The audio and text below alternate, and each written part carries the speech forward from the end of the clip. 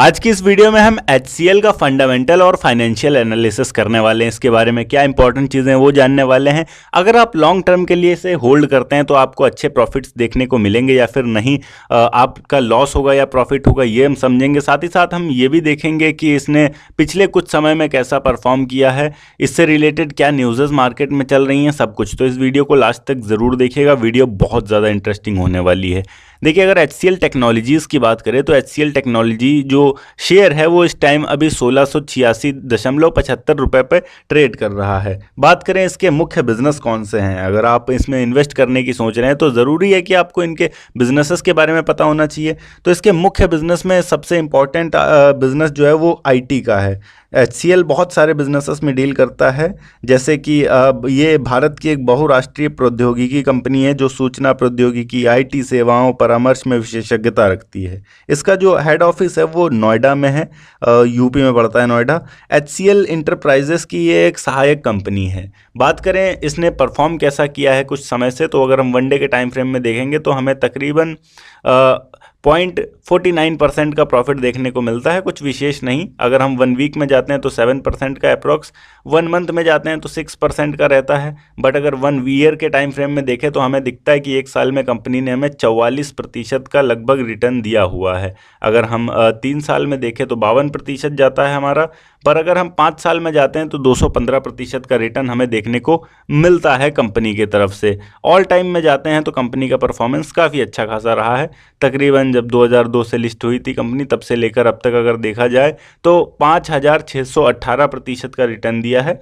काफ़ी अच्छा रिटर्न है अगर उस टाइम से किसी ने होल्ड किया होगा तो। बात करें कंपनी से रिलेटेड न्यूज़ क्या है, तो HCL टेक्नोलॉजीज़ ने शिव वालिया को नया अपना चीफ फाइनेंशियल ऑफिसर अपना अपॉइंट किया है। अभी प्रतीक अग्रवाल इससे पहले थे जिन्होंने रिज़ाइन कर दिया है। अगर हम बात करें फंडामेंटल्स की, कंपनी के फंडामेंटल्स क्या कह रहे हैं, तो फंडामेंटल्स में हमें देखने को मिलता है कि कंपनी का मार्केट कैपिटलाइजेशन जो है वो काफ़ी बड़ा है, 4,55,394 करोड़।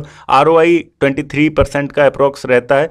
PE रेशियो TTM की बात करें तो 27.72 है। EPS TTM की बात करें तो 60.53 है। वहीं अगर हम PB रेशियो की बात करें तो 6.67 है। डिविडेंड कंपनी काफ़ी अच्छा देती है अपने स्टॉक होल्डर्स को। क्वार्टरली डिविडेंड भी कई बार प्रोवाइड करती है कंपनी, बट मोस्टली ईयरली करती है। हमें डिविडेंड में देखने को मिलता है कि 3.10% का डिविडेंड कंपनी ने दिया है। और अगर हम जाएँ इंडस्ट्री PE में तो पता चलता है कि 33.12 है। बुक वैल्यू कंपनी का 251.55 है। डेप्ट की बात करें तो 0.08 है, बहुत ज़्यादा नहीं है। फेस वैल्यू कंपनी का 2 है।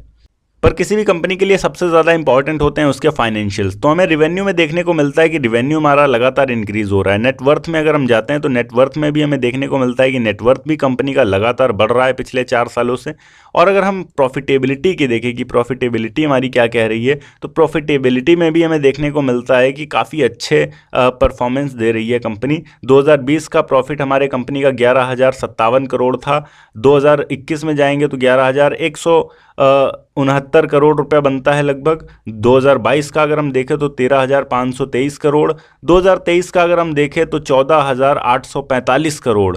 और वहीं अगर हम 2024 का देखें तो 2024 में हमें देखने को मिलता है कि 15,710 करोड़ का रिवेन्यू प्रॉफिट कंपनी ने जनरेट किया है। ये इसका ओवरऑल प्रॉफिट है। तो प्रॉफिटेबिलिटी काफ़ी अच्छी कंपनी की और काफ़ी अच्छा काम कर रही है कंपनी। इस वजह से कंपनी पे ट्रस्ट बना हुआ है लोगों का। और जब कंपनी प्रॉफिट करती है तो शेयर होल्डर्स को ऑटोमेटिक प्रॉफिट मिलता है। अगर हम देखें कंपनी का होल्डिंग पैटर्न क्या है, किसने कितना होल्ड कर रखा है, तो हमें यहाँ पर देखने को मिलता है कि प्रोमोटर्स के पास सबसे ज़्यादा स्टॉक्स हैं कंपनी के, 60% लगभग। FIIs के पास 18% है और म्यूचुअल फंड के पास 8% हैं लगभग। DIIs के पास हमारे 7% हैं और हम आप जैसे रिटेल इन्वेस्टर्स हैं उनके पास केवल 4% हैं लगभग। अब बात करते हैं सबसे इंपॉर्टेंट, कंपनी को हमें होल्ड करना चाहिए या फिर नहीं। देखिए, ये किसी भी तरीके की सलाह नहीं है, वो आपके ऊपर निर्भर करता है। आप कंपनी को बाय करते हैं, होल्ड करते हैं या सेल करते हैं।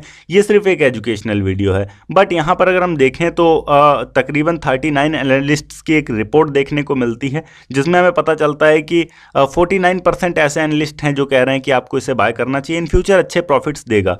होल्ड करने के लिए अगर आपके पास ऑलरेडी मौजूद है तो 33% लोग कह रहे हैं। वहीं अगर हम सेल करने की बात करें तो सेल करने करने के लिए 18% एनालिस्ट कह रहे हैं कि अगर आपने अच्छे प्रॉफिट्स अब तक कमा लिए हैं तो आप सेल कर सकते हैं कंपनी को। बाकी अगर आप लॉन्ग टर्म में देखते हैं तो कंपनी का परफॉर्मेंस काफ़ी अच्छा है। तो इससे हमें ये पता चलता है कि अगर आप लॉन्ग टर्म के लिए कंपनी को होल्ड करते हैं आपको अच्छे प्रॉफिट्स देखने को मिलते हैं इसमें।